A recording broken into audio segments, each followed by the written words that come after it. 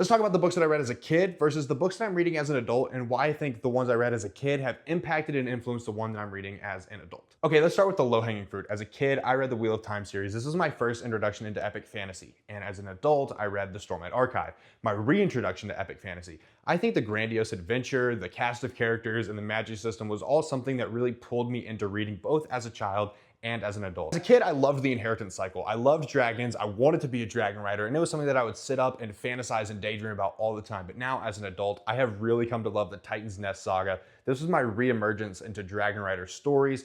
I didn't know that as an adult, dragons could be so appealing and that I could get so attached and invested into the story of a boy and his dragon. Both of these go hand in hand as far as my love for dragons.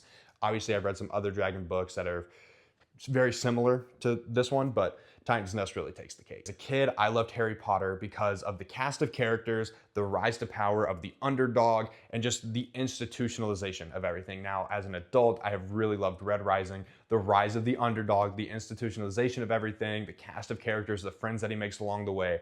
I think personally these two have gone hand in hand in my reading journey, and I couldn't be more excited and happy to have found this when this was such a huge part of my childhood. Now, this one is also a bit of a stretch. As a kid, I loved Percy Jackson, and now as an adult, I'm loving Dungeon Crawler Carl.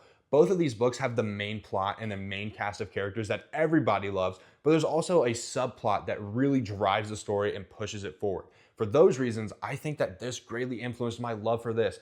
Also, the use of mythology in Percy Jackson, Greek mythology, and then the use of mythology and magic from all over the world in Dungeon Crawler Carl, these two go hand in hand. And it was my love for this mythology that really created and sparked the love for this magic and this mythology in this series. So yeah, let me know what you read as a kid versus what you read as an adult and how it stacks up and compares to one another.